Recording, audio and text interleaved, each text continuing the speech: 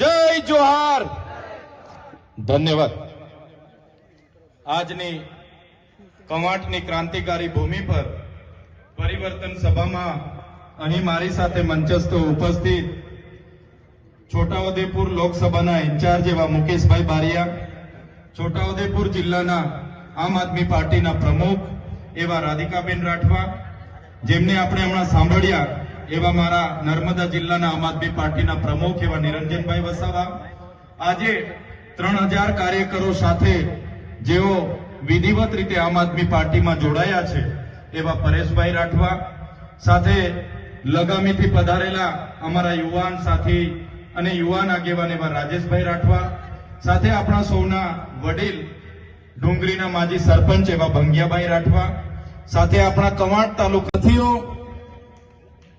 મંચ પર તમે જોઈ લો, જેટલા પણ અહીંયા આગેવાનો બેઠા છે, એ ચાહે ભંગિયા રાઠવા હોય, રાધિકા રાઠવા હોય, રાજેશભાઈ રાઠવા હોય, એ ચાહે પરેશભાઈ રાઠવા હોય, નિરંજન વસાવા હોય, નવસિંહભાઈ સરપંચ હોય કે અમારા નાગરભાઈ રાઠવા હોય, અમારા મુકેશભાઈ બારિયા હોય કે ચૈતરભાઈ વસાવા હોય, હર હંમેશ અમે લોકો માટે અવાજ ઉઠાવતા તમે જોયા હશે.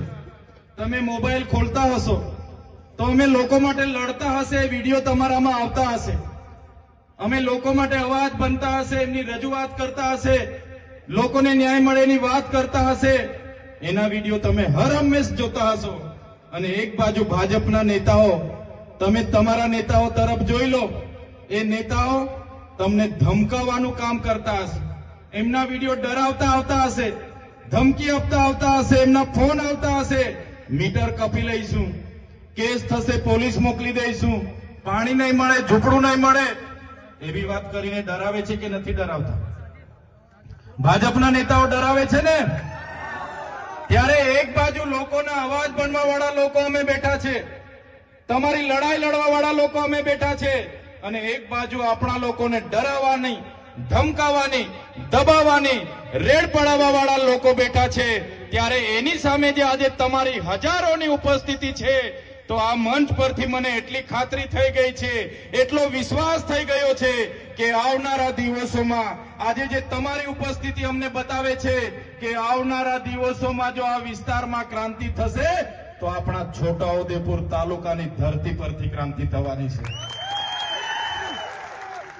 2 દિવસ પહેલા અહીંયા કેબિનેટ મંત્રી આવ્યા હતા ને, એમના સાંસદ, એમના મંત્રી, એમના માજી મંત્રી, બધા જ લોકો આવ્યા અને એમણે એમના સરકારે લોકો માટે શું કર્યું એની વાત નહીં કરી. 30 વર્ષના શાસનમાં શિક્ષણમાં શું કર્યું, આરોગ્ય માટે દવાખાનામાં ડોક્ટરો, સાધનો શું કર્યા, કેટલા લોકોને સિંચાઈના બોર કરી આપ્યા, કેટલા ગામોમાં રસ્તા બાકી છે, કેટલા ગામોમાં આંગણવાડી કેમ બાકી છે, શાળાઓ કેમ બનતી નથી, યુવાનોને રોજગારી કેમ મળતી નથી, મનરેગામાં બચુભાઈ ખાબડના દીકરાએ કઈ રીતના કૌભાંડ કર્યું, નળમાંથી પાણી કેમ આવતું નથી, એની એક પણ નેતાએ વાત કરી નથી.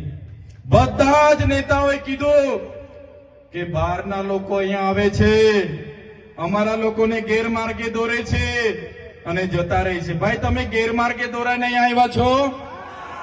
બધા ગેરમાર્ગે દોરાઈને અહીંયા આવ્યા છો?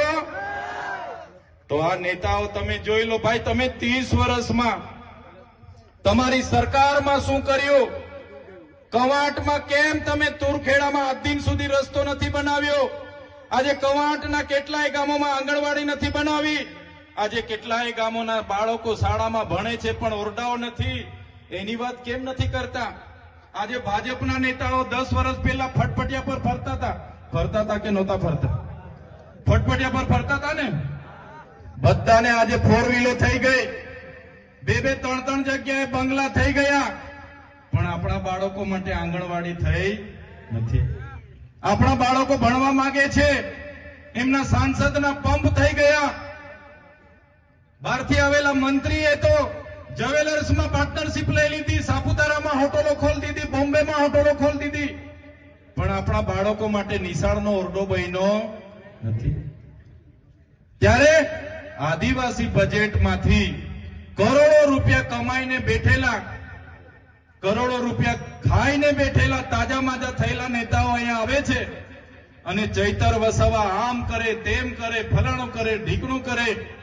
અમે એમને કહેવા માંગીએ છીએ, જો તમે આધા ડુંગરનો પ્રોજેક્ટ આજે ને આજે રદ કરાવી દો, લેખિતમાં અમને આપી દો, તમે કવાંટની તમામ આંગણવાડીઓ બનાવી દો, તમે 28 ગામને જે પ્રોજેક્ટ એમઓયુ એનટીપીસી સાથે થયું છે રદ કરાવી આપો, તમે આ વિસ્તારમાં રોજગાર આપી દો, તમે નર્મદાનું પાણી અહીંયા આપી દો, તમે રામી ડેમના વિસ્થાપિતોને વળતર નથી વળતર આપી દો, તમે હાપેશ્વરમાંથી અમારા લોકોને પાણી આપી દો, તે દિવસે ચૈતર વસાવા તમારા બધા જ નેતાઓના જાહેર મંચ પરથી વખાણ કરવા પર તૈયાર છે.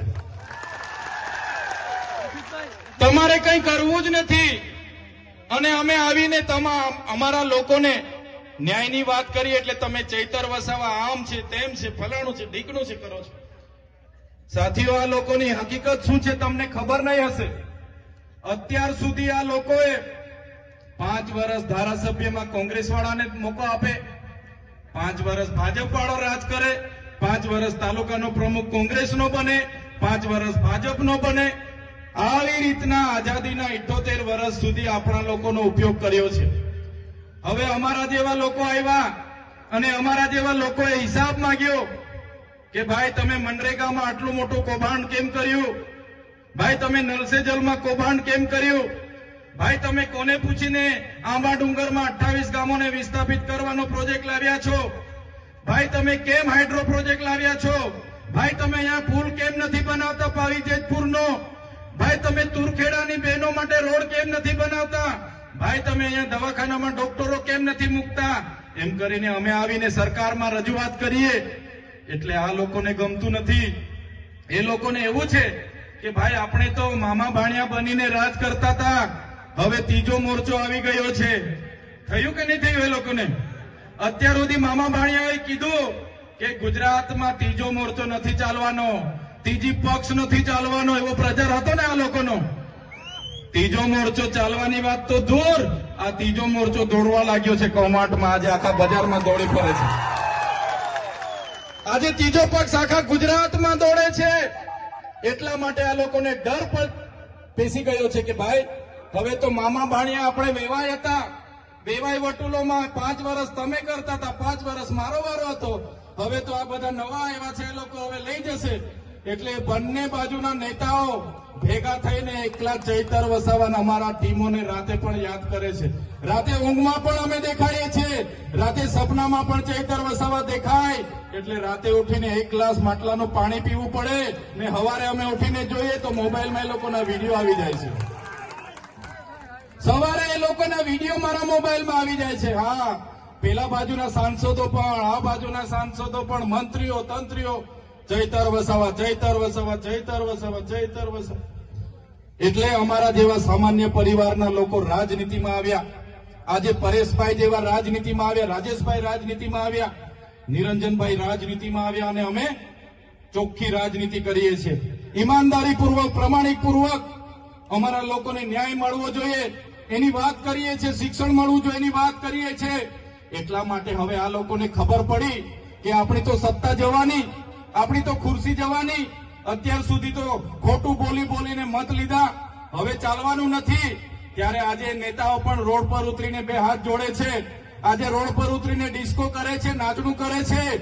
આવનારા દિવસોમાં અમારી ટીમ એટલી મહેનત આ વિસ્તારમાં કરશે તમારા માટે, એટલા પ્રયાસ આ વિસ્તારમાં કરશે કે તમારા સાંસદ, તમારા મંત્રી તંત્રી, તમારા તલાટી કમ મંત્રી તમને નહોતા મળતા ને, થોડા દિવસ ખાલી અમને આપો, આ તમારા મંત્રી તંત્રીઓ તમારા ગામડે ગલીએ ગલીએ અમે ફરતા કરી દઈશું.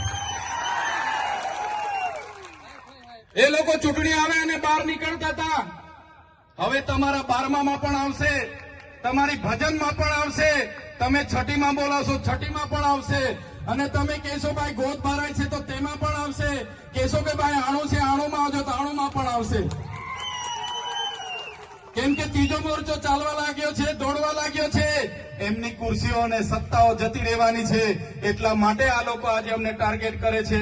પણ મારા સાથીઓ, અમે કેમ કવાંટમાં આવીએ છીએ? અમે કવાંટમાં એટલા માટે આવીએ છીએ, અમારે તુરખેડામાં અમે તે વખતે ગયા, અમારી જ્યારે યુવાન દીકરી અમારી બેન રસ્તો ન હોવાથી એને એમ્બ્યુલન્સ ન પહોંચી, ડિલિવરીની પીડાથી એની પીડા ઉપડી અને ગામના યુવાનો ઝોલીમાં લઈને જતા હતા. એ બેન રસ્તામાં મરી ગયા. એ બેનના ઘરે હું ગયો અને દીકરો નાનો હતો.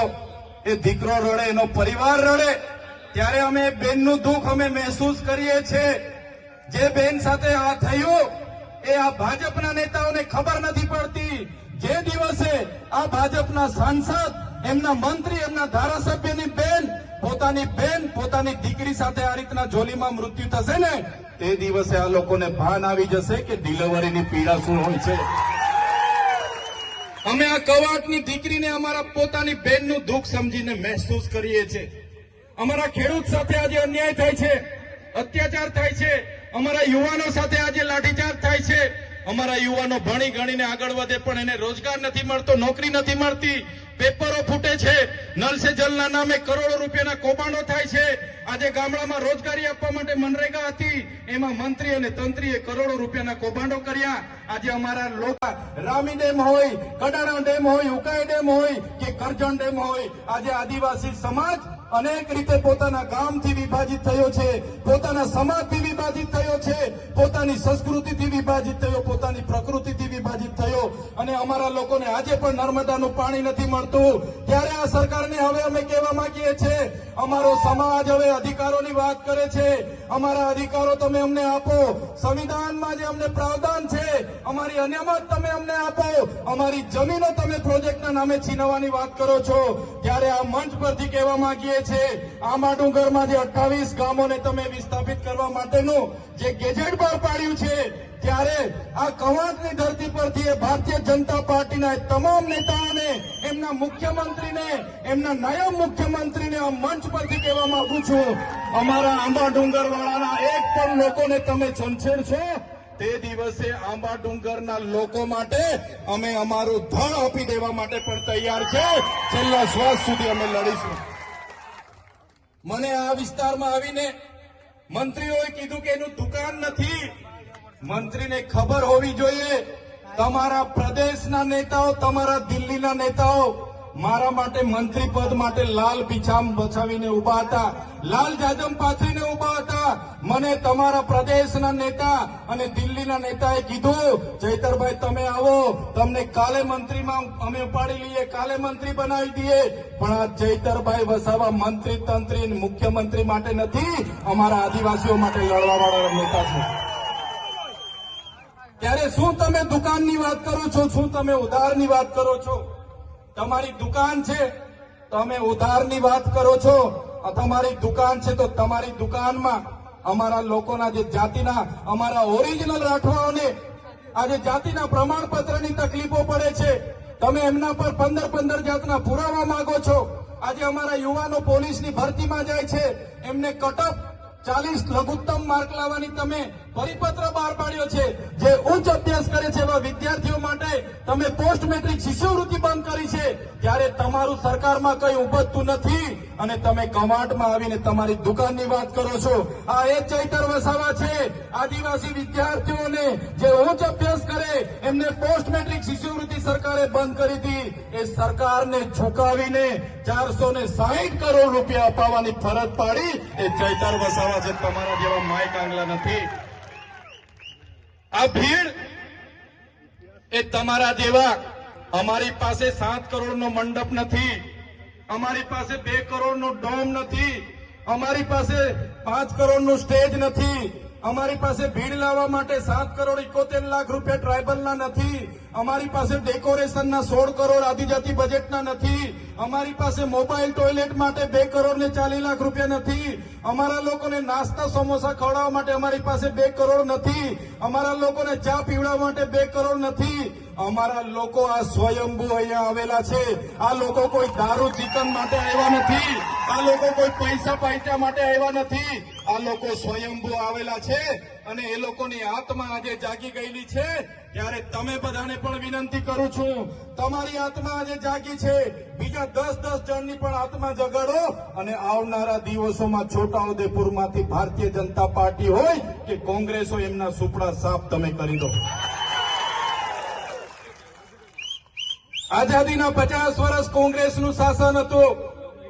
એ જમાનામાં ડેમોની પરિયોજનાઓ બની, એમના એમઓયુ થયા, પ્રોજેક્ટો થયા, રોડ થયા, કોરિડોર થયા, નહેરો નીકળી, હાઈટેન્શન લાઈનો નીકળી અને બધા જ પ્રકારના પ્રોજેક્ટો થયા. એ જ પ્રકારે ભારતીય જનતા પાર્ટીની 30 વર્ષની શાસનમાં એનું અમલ થયું. આજ દિન સુધી પૈસા એક નથી લાગુ, અનુસૂચિ 5 લાગુ નથી. આપણને જે આર્ટિકલ 230, આર્ટિકલ 330, 332 અંતર્ગત શૈક્ષણિક અને રાજકીય અનામત મળ્યું છે, એને પણ આજે છીનવવાની વાત છે.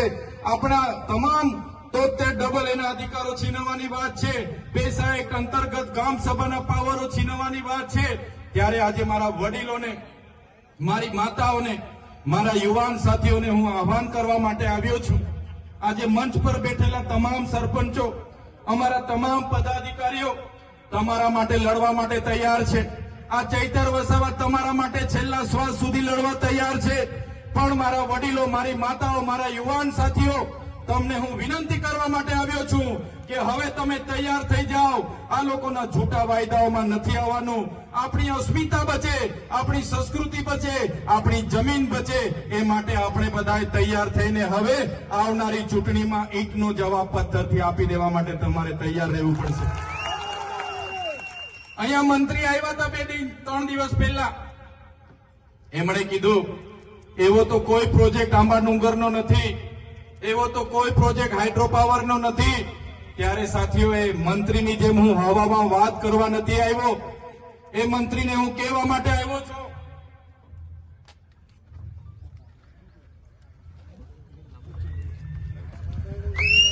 આ એ જ કાગળ છે, એમની ભારતીય જનતા પાર્ટીનો ગેજેટ છે, જેમણે નોટિફિકેશનની તારીખ 25 સપ્ટેમ્બર 2020 ના રોજ આંબા ડુંગરની આજુબાજુના 28 ગામોને સંપાદિત કરવા માટેનું ગેજેટ બહાર પાડ્યો છે. મેં મંત્રીની જેમ હવામાં વાત નથી કરતો. અને એ સાથે જ મંત્રીને કહેવા માંગુ છું, તમારા જેવા અમે પાર્ટીના ગુલામ નથી. અમે આ સમાજ છે તો અમે ચૂંટાઈને આજે ધારાસભ્ય બન્યા છે. અને જે દિવસે અમારા સમાજને અમારી જરૂરત પડશે ને, તો આ મંચ પર બેઠેલા લોકો પેલી લાઠી ખાશે, મંચ પર બેઠેલા લોકો પેલી ગોળી ખાશે, પણ અમારા સમાજને અમે ન્યાય અપાવીને રહીશું, ન્યાય અપાવીને રહીશું. જે પ્રકારે પાડળિયામાં આદિવાસી સમાજના 12 ગામ ઉઠાડવા માટે પોલીસ અને જંગલ ખાતું ગયું અને ત્યાંના અમારા આગેવાનો એક થયા અને પાડલિયાના લોકોએ આદિવાસીનો પરચો બતાવ્યો, એ જ પ્રમાણે આવનારા દિવસોમાં જો અમારા આંબા ડુંગર અને આજુબાજુના 28 ગામ અને અમારા હાઇડ્રો પ્રોજેક્ટના નસવાડીના ગામના લોકોને જો પ્રશાસન હેરાન પરેશાન કરવા વાળા આવશે તો સમજી લો પાડલિયાવાડી અમે કવાંટમાં પણ કરીશું. પાડલિયાવાડી કવાંટમાં પણ થશે. જે જંગલ ખાતાને પોલીસના માથા તૂટ્યા હતા, એ જ પ્રકારે આવનારા દિવસોમાં અમારા એક પણ આદિવાસી ખેડૂતને અહીંયા ખોટી રીતે હેરાન કર્યો છે તો તમારા પણ અમે અહીંયા ભૂક્કા બોલાવી દઈશું. સાથીઓ, આ લોકોને ટેપ પડી ગયેલી છે સત્તામાં બેસીને પોલીસનો ઉપયોગ કરવાનો, જંગલ ખાતાનો ઉપયોગ કરવાનો. પણ આ મંચ પરથી કહેવા માંગુ છું, આજે જેટલા પણ આ કાર્યક્રમમાં પોલીસ વ્યવસ્થા માટે, કાયદો વ્યવસ્થા માટે ઉભા છે, પોલીસ માટે એકવાર જોરદાર તાળીઓ પાડી લો.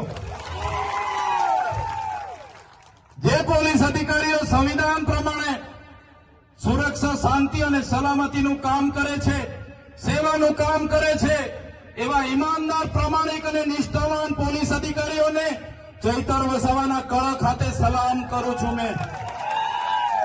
પણ એ પોલીસ અધિકારીઓને પણ કહેવા માંગુ છું, જે ભ્રષ્ટાચારી છે, જે સાંસદ, ધારાસભ્ય, એમના મંત્રી તંત્ર, એમના ભાજપના નેતાઓના ઇશારે અમારા લોકોને હેરાન પરેશાન કરવાનું કામ કરે છે, એસી ચેમ્બરમાં બેઠેલા એસપીના ઇશારે, આઈજીના ઇશારે અહીંયા ખોટી ખોટી રીતે દંડો ઉઘરાવે છે, રેડ પાડે છે, એ પોલીસ અધિકારીઓને પણ કહેવા માંગુ છું, અમારા લોકોને હેરાન પરેશાન કરવાનું છોડી દેજો, બંધ કરી દેજો.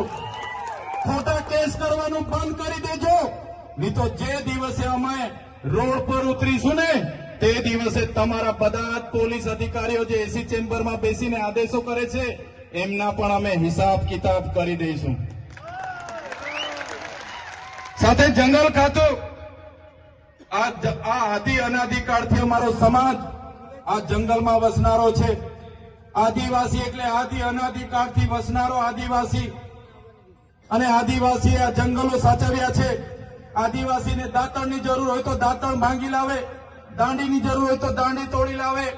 આદિવાસીને ફળની જરૂર હોય, પાંદડાની જરૂર હોય, ઘર માટેની લાકડાની જરૂર હોય, બળતણની જરૂર હોય, એટલું જ લાકડું લાવે. અને આખું જંગલ અમારા આદિવાસી લોકોએ સાચવેલું છે.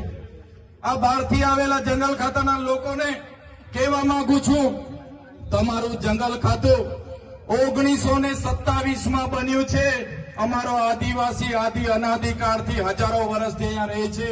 તમારું જંગલ ખાતું 1927માં બન્યું છે. અમારા લોકોને જંગલ બચાવવાના નામે ખોટી રીતના હેરાન કરશો, પરેશાન કરશો તો તે દિવસે અમે હકના નથી રહેવાના. અને તે દિવસે જો અમે રોડ પર ઉતરીશું તો તમારા જંગલ ખાતા પણ અહીંયા નજરે નથી પડવાના. મારા વડીલો, મારા યુવાનોને બધાને કહેવા માંગુ છું, આપણા સંવિધાનમાં આપણા વ્યક્તિગત લો છે, વ્યક્તિગત કાયદા છે. અને એમાં આપણા ઓજારો જે પ્રકારે સરદારજી અહીંયા એમના જે ઓજાર રાખે, કટાર રાખે, નેપાળી જે લોકો હોય, બાંગ્લાદેશી હોય, એ લોકો પોતાનો ઓજાર રાખે, એ જ પ્રકારે આપણને પણ પોતાના ઘરમાં પાલિયા, ધારિયા, તીરકામઠા, ભાલા રાખવાનો આપણને પ્રાવધાન છે. ત્યારે આપણે બધાને કહેવા માંગીએ છીએ, આપણા ઘરમાં જે પણ સાધન સામગ્રી, આપણા ઘરના ઓજારો છે, એ ઓજારો બધાએ સાચવીને મૂકવાના છે. જો આપણા વિસ્તારમાં ઉદ્યોગપતિઓની નજરો બગડશે, બહારના ઉદ્યોગપતિઓ આવીને આપણા લોકોના ગામડાઓ ખાલી કરાવશે, તો તે દિવસે પણ આ ભાલા, પાલિયા, તીરકામઠા અને ધારિયા આપણે શણગાર માટે નથી મૂક્યા. તે દિવસે જરૂર પડશે તો એ ભાલા, પાલિયા, તીરકામઠા લઈને રોડ પર ઉતરવા પણ આપણને વાર નહીં લાગે. ત્યારે સાથીઓ, આજે તમને મેં કહેવા માટે આવ્યો છું, આજે ચૈતર વસાવા એકલો છે, અમારા કાર્યકરો નાના નાના છે.